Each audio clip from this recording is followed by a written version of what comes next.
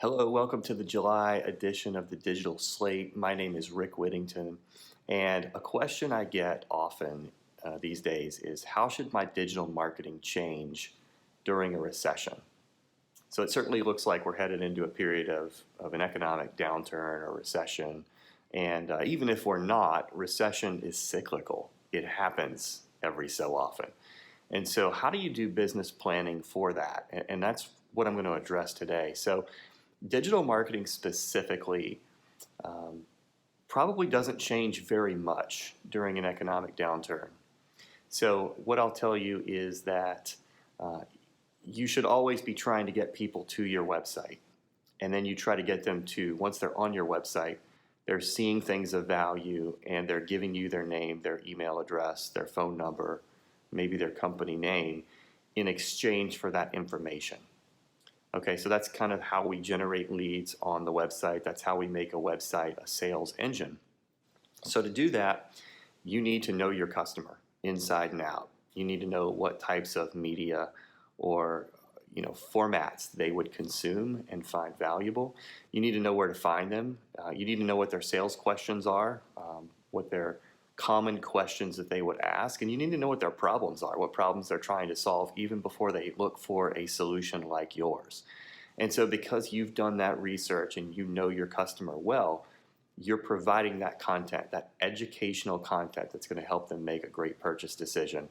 And coincidentally, if it's good content, they're also going to want to download that. And to download that, they will give you their name, their email address, their phone number. That doesn't change during a recession. What might change during a recession is how you allocate your paid advertising budget.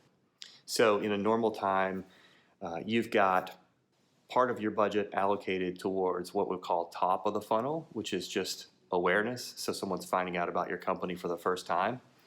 It's more of a long-term play. You don't expect, short-term gain from that. You don't expect a conversion on day one. You just expect them to see it, experience it, and your company's name goes in their head, right? And they file that away for a later time. Part of your budget is probably spent on more transactional, short-term focused keywords. So for example, if you've got a Google Ads account, you're looking for a transactional keyword, and once they click that ad and come to your website, they're looking to make a purchase. They're looking to make some sort of a decision right away. And so in normal times, you have a split between those two.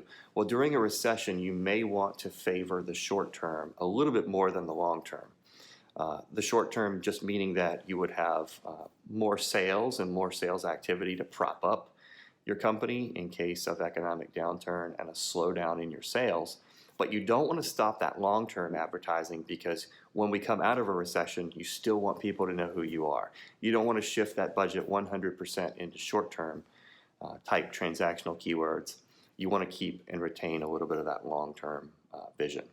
So the other thing you have to do is optimize your landing pages. So whether those landing pages are for SEO and search engines or whether they're for advertising, you want to try to get as many leads as possible from that page. So make sure that page is optimized. You can do that by creating a really good user experience on the page, maybe having some video that explains what that person can expect to get when they download something, or just writing about it. Write about the topic. Maybe have an executive summary. Test some different things and see what works best and what drives your conversion rate up, because if you have a better conversion rate, then you're not going to need as much traffic to that page to be able to get the same number of leads.